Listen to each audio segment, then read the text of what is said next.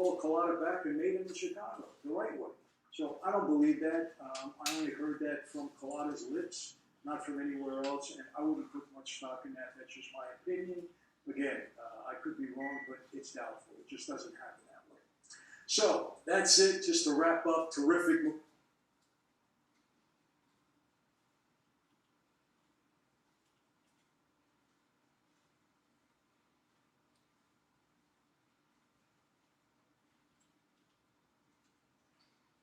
Go back to this setup because it's everything.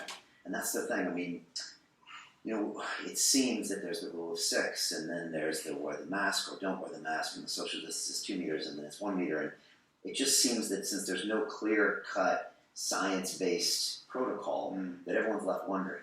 And I've heard that even some theaters have completely redone their seating plan for social distance. But the truth is, a month later, that rule could be changed, and then the capital's gone. Same with the filters, same with all that. These sound like big capital expenditures.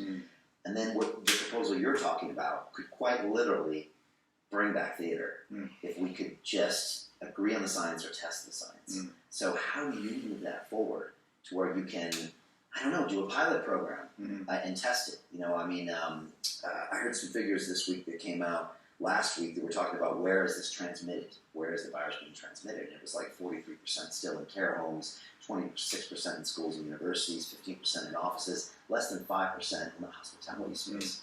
And so if the numbers are that low, then it's worth taking some calculated risks, especially when you're talking about an economy, which can lead to mental health and even physical health and even death rates. So how do we push that forward? Or I guess how do you get those answers to find out if you can open these theaters?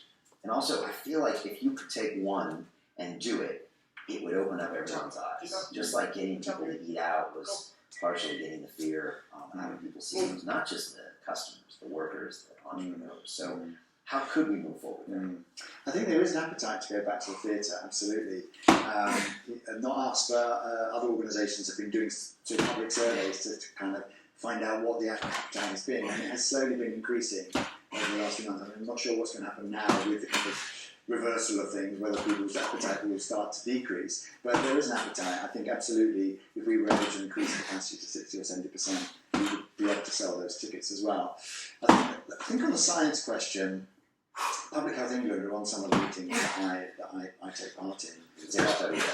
Yeah, so we're part of a thing the government set up called the Events and Entertainment Working Group. So us and a bunch of other people running theatres and venues and all sorts of things are trying our best to kind of come up with these mitigating measures, as I say. And we are running some pilot schemes and some pilot testing things to find out, which Public Health England are also taking part in. So I'm hopeful that we will get to a stage where Public Health England are satisfied that this is COVID safe. And you're right about the expense. You know, you might be aware that Angelo Weber, he owns a number of theatres in the West End, including the Palladium, and he ran a pilot scheme, a pilot event with the fantastic Beverly Knight, West End performer, and he's thrown everything at it. I mean, absolutely everything. And because he has the money to do so. So what we're keen to do, because we're keen to make sure that the smaller theatres are also able to take part in this and no one is left out.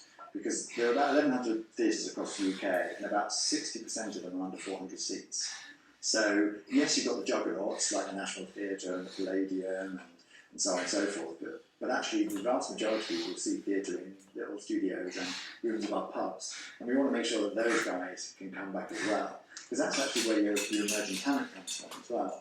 You know, people don't start off on Palladium or National Theatre, but they start off in a pub around the corner, you know, doing an amateur show or whatever. So that's kind of really important as part of the sector, as part of how we reopen. So we're hopeful that these experiments will demonstrate that it's feasible to reopen. I'm just trying to get a rhythm for some kind of CrossFit training with what I got. So I'm gonna do some bike, like I just did, right to some cleans, like explosive clean or whatever, and then to a push. I'll do that for a couple reps, a couple sets, I mean, and then I'll switch to something else. But it gets the fucking heart rate up, that's for sure.